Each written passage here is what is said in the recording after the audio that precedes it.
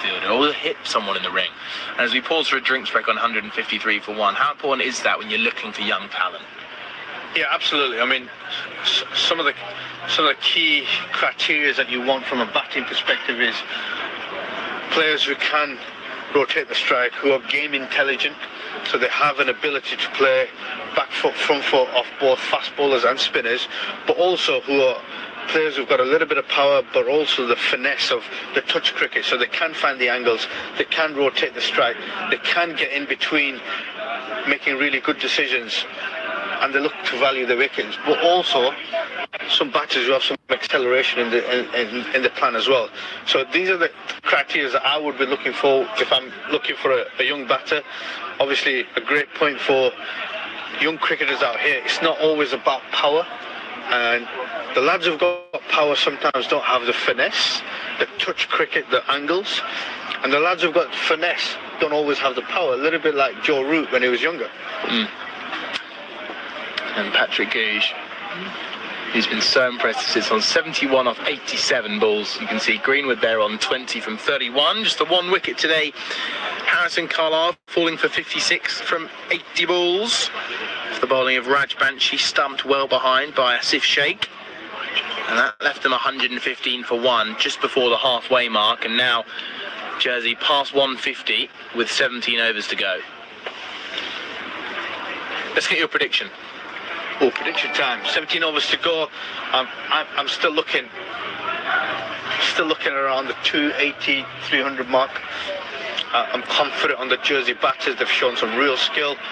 But I'm also confident that Nepal aren't just going to rest easy, and they're going to look to show a more determined finish, and they will pick up a few wickets. So there will be a little bit of a restriction. I'd love to see them go past 300 and really put the pressure back onto the Nepal guys. But I still think that Nepal have got enough quality in the bowling lineup to restrict Jerseys to around about 270, 290, something like that. I think you've hit the nail on the head there. I think that 280 mark is what they'll aim for. There is the chance that if they go pushing for that 300, it's around 9 runs per over from here. And if these two batters just go a little bit too early, if they go too soon, all of a sudden, if it doesn't come off, you've got 2 new batters coming out for the last 15 overs. The danger is that you leave it too late. You've got 7 overs left before the 40th over, which leaves you 60 balls effectively to get them runs. And like you say, if you're losing wickets on a regular basis, you end up falling way shorter than that. You might even get to sort of 240 mark. But you want to see how long Goose can kick in for, and Nick Greenwood supporting him as much as possible. I would love to see a flurry of runs coming through. I think spectators want it, we want it. You know, everybody around the world wants to see a really good score put here. But also from Nepal's point of view, they've really rung the fielders around. The bowlers have come in and everyone's had a bit of a spell. Everyone's got some quality overs in. I'd love to see Sandeep, 6 overs, none for 22. I'd love to see Sandeep coming in and finishing his 10 overs. The 2 fast bowlers will probably be coming back on, so Sampal Kami and Hemant Dami, they'll be looking to come back in and try and get some overs, as will Karan KC.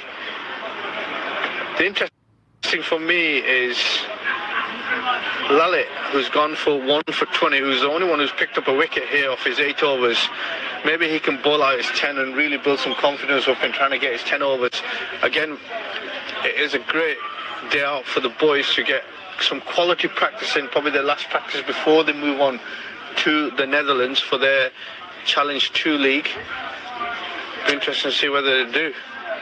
Well, Lalit Rajbanshi, I think, has been a real performer today for Nepal, and he's case for a solid spot in this side. And you can see 1 for 20, going at about 2.5 runs and over.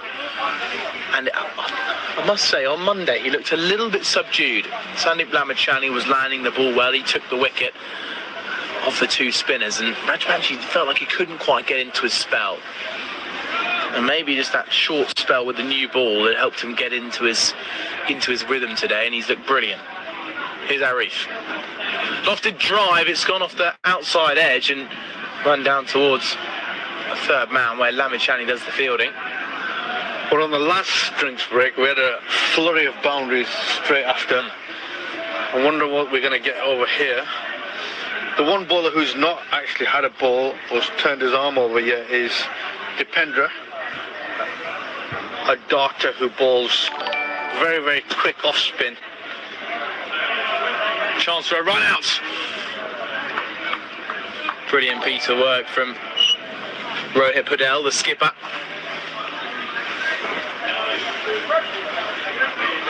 But again, more good running from the Jersey batters, and I would quite like to see Nandan Yadav get another spell under his belt. He's only bowled 2 overs today. As this is a chance out towards the backward point fielder, who's out on the boundary and ends up taking it well on the bounce. Very, very similar to how Harrison Carlisle got dismissed in the first game. That sort of rash pull shot off the top edge, caught at deep point, but not this time. But yeah, I don't think Nandan Yadav has quite been given the chance to pull off a job he can do well. Greenwood takes the single out into the covers. Yeah, and the danger is you don't give him any more overs, and he goes into a big tournament having had this experience and this level of outcome. As a captain, maybe even as a head coach, I'd want all my bowlers going into the big tournament fully confident that they can execute the skills. It's not been his 2 overs so far. It looked relatively easy to play, but I would like to sort of maybe just get him in a couple of more overs where he feels more confident leaving the pitch today.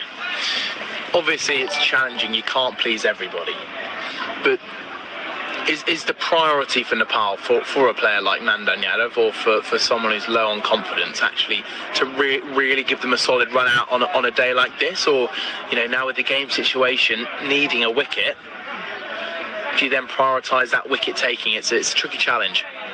It is a very tricky challenge, but also you're in the period of the game now where you're going to have to rely on your resources who are going to close the game out for you in a big tournament. So you can't just keep throwing the ball, to everybody. I think that stage has gone now. Yeah, we're coming up to the last 15, 16 overs of the game where the guys who are bowling at the back end of the games in their major tournament will want to practice their skills and make sure they're right as well. So the fast bowlers in, Sampal Kame, Karan Casey, Hemant, these guys will want to be coming back in as they did on the first game, just to sort of close out their skills and make sure that they can do the final preparations in a game situation, which is a different pressure to doing it in a net environment. Valuable time out on the pitch for both sides here. Raj Banshi bowling his penultimate over of his spell. And the pick of the bowlers so far for Nepal in this slanted approach he has to the crease. Down the track comes Guj. I think he's hit the gap here. Yes, he has. And it's Bim Sharkey out in the deep who does some nimble work. Hitting it with the into the breeze. Didn't really quite get hold of it. It was a bit of a clothy sort of toe sound. Now he's targeting the cow corner area. And Raj Banshi again continuing to prove hard to put away. Kushal Patel out here at long on, I reckon knows he's in the game here, with Jersey batters looking to up the ante. But again, Raj Banshi holds his line and length. The support he's getting from his skipper Rohit at cover, he's very impressed with his left arm spinner.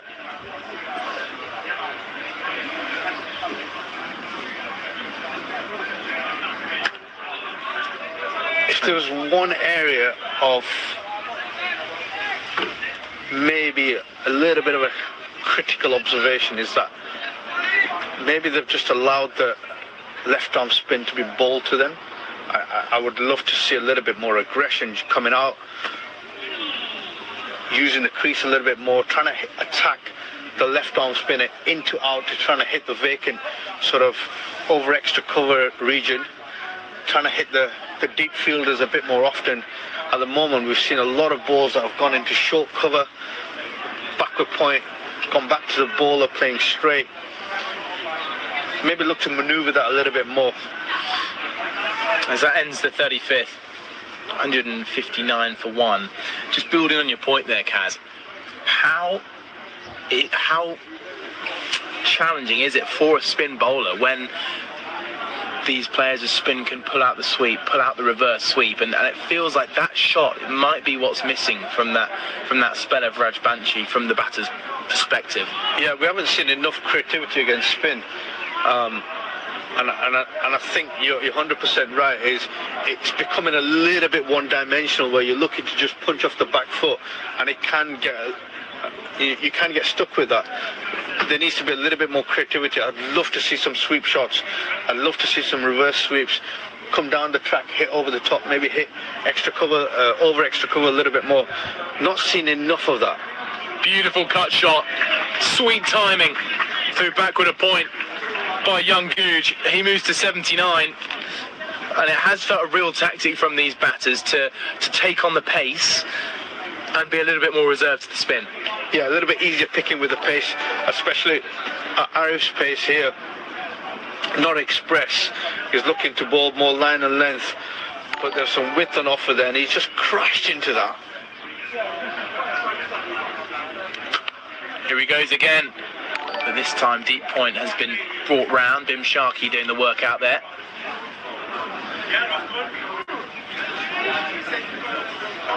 We saw a lot of Nepal boundaries on Monday go through backward a point. And I think what they've done well